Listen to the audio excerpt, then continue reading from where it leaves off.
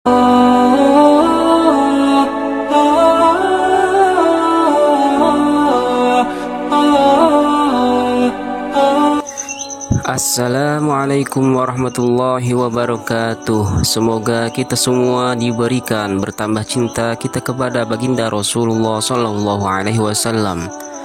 Kita lanjutkan kisah Halimah Sa'diyah.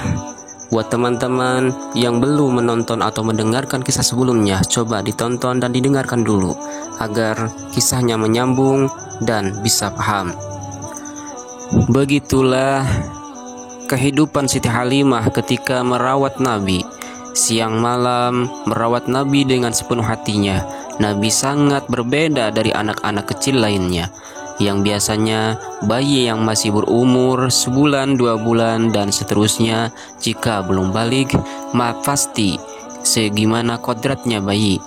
Tapi Nabi di masih bayi pun badannya tak ada kotoran dan najis sedikit pun. Dan yang membantu Halimah merawat Nabi, dia adalah Siti Shima, anak pertama dari Halimah. Kalau anak Halimah yang seumuran dengan Nabi namanya Domurah bin Haris. Pertumbuhan Nabi pun sangatlah cepat. Bandingannya umur Nabi sehari bagaikan umur 1 bulan. Kalau umur 1 bulannya Nabi bagaikan 1 tahun. Singkat cerita, Nabi pun sudah berumur 2 tahun. Dan Halimah pun berhenti menyusui Nabi. Di waktu itu pun Nabi menjadi buah bibir. Di antara anak-anak kecil semua, Nabi yang paling ganteng, pintar, cerdas pun ada pada diri Nabi. Budi pekerti, sabar, sopan, santun, dan akhlak baik lainnya semua ada pada diri Nabi. Sehingga tak ada jalan untuk mencela Nabi. Meskipun Nabi masih kecil, Nabi dihormati dan dijadikan contoh oleh orang-orang dewasa dan orang tua. Diceritakan pada suatu hari Kanjeng Nabi meminta izin kepada ibu inangnya, yaitu Halimah, ingin ikut mengembala kambing. Besok aku ingin ikut mengembala kambing bersama saudara-saudaraku, wahai ibu. Wahai anakku, kenapa kamu ingin ikut mengembala?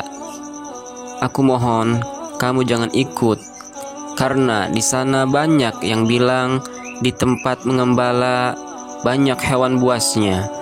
Terus Nabi pun berkata, tidak ibu, aku tetap ingin ikut, karena hatiku merasakan tak enak melihat saudara-saudaraku berangkat pagi pulang sore, kepanasan, kehujanan.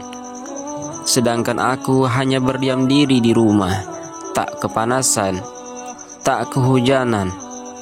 Kalau ingin makan tinggal makan, tidur di tempat yang nyaman. Wahai putraku, ibu yakin saudara-saudaramu tak akan ada yang iri atau memarahimu, dikarenakan ibu dan saudara-saudaramu sekarang menjadi seperti ini. Itu semua karena keberkahanmu. Iya ibu, tapi aku tetap ingin ikut mengembala, jawab Rasul. Siti Halimah pun merasakan tak enak kalau terus-terusan melarangnya. Pada akhirnya terpaksa Nabi pun diizinkan untuk ikut mengembala bersama saudara-saudaranya, yaitu putra-putra Halimah Sa'diyah. Singkat cerita, pagi pun tiba.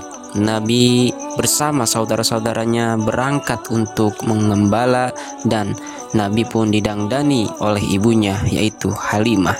Dengan begitu rapi, dipakaikan baju yang begitu lucu, sehingga siapapun yang melihatnya pasti akan merasakan senang. Apalagi wajah Nabi sudah lucu dari kodratnya. Tak terbayangkan betapa senang dan bahagianya orang yang melihat Nabi. Lalu Halimah Sa'diyah menasihati kepada anak-anaknya agar menjaga Nabi. Lalu ibunya pun memberikan makanan, minuman, dan buah-buahan persediaan ketika di jalan. Ketika tetangga-tetangga Siti Halimah mengetahui bahwa Nabi akan ikut mengembala, terus mereka semua mendatangi Siti Halimah dan menanyakan tentang kenapa Nabi diizinkan ikut mengembala. Apa kamu tak takut dia kenapa-napa? Sedangkan di tempat mengembala banyak hewan-hewan buasnya. Bukannya aku membiarkannya ataupun tak mengkhawatirkannya.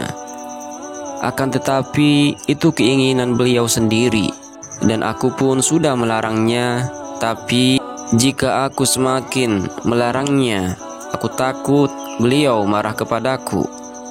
Sudah, sekarang kita doakan saja, semoga diselamatkan dari mara bahaya. Kita kembali kepada yang sedang dalam perjalanan mengembala. Nabi ditanya oleh saudara-saudaranya, kita mau mengembala kemana?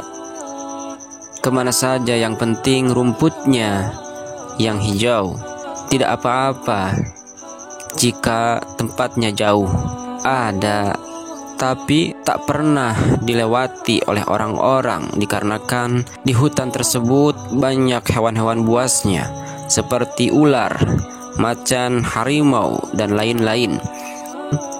Tak apa-apa, yang penting kan tujuan kita mengembala, cari rumput, jawab Nabi. Nabi dan saudara-saudaranya pun telah tiba di hutan tersebut. Terus kambingnya pun digiring ke tempat yang rumputnya hijau. Kambingnya pun makan begitu lahap. Benar saja, ketika kambing sedang makan, tiba-tiba harimau pun muncul, loncat ke arah kambing yang sedang makan sambil memperlihatkan taringnya. Lalu semua kambing pun berlarian karena ketakutan. Begitu juga dengan saudara-saudara Nabi ikut berlarian. Hanya Nabi yang tak berlari. Nabi berdiri dengan begitu tenang. Ketika macan itu melihat Nabi dan berjalan mendekati Nabi, langsung macan itu pun tertunduk pasrah kepada Nabi sambil memainkan ekornya. Lalu macan itu pun kembali lagi ke tempatnya. Saudara-saudaranya pun yang sedang berada jauh dari tempat tersebut dan melihat macan yang sudah kembali lagi, mereka semua langsung mendatangi Nabi dan bertanya, wahai saudaraku, aku lihat dari kejauhan Tuan seperti sedang berbincang dengan hewan buas tersebut. Kalau boleh tahu apa yang Tuan bicarakan dengan macan itu? Nabi pun menjawab bahwa hewan-hewan buas tersebut nantinya tak akan lagi berada di hutan atau di gunung ini. Semua saudara-saudara Nabi pun merasakan bahagia karena mendapatkan tempat mengembala yang luas dan subur. Ketika sore, Nabi dan saudara-saudaranya pun kembali pulang dan disambut oleh Halimah Sa'diyah. Halimah pun merasakan senang karena melihat Nabi berjalan bareng dengan saudara-saudaranya dengan selamat. Singkat cerita, di suatu malam Halimah bermimpi. Di dalam mimpinya itu, Halimah Sa'diyah melihat yang bertubuh tinggi besar.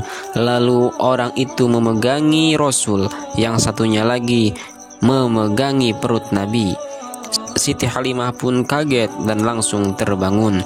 Ketika pagi tiba, Halimah menceritakan mimpinya kepada suaminya.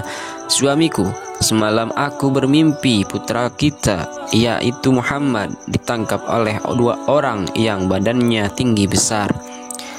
Perasaanku menjadi tak enak. Aku takut terjadi apa-apa kepadanya. Apa lebih baik kita kembalikan saja kepada ibunya? Kalau terjadi apa-apa kan nanti kita yang disalahkan. Kalau menurutku, jangan.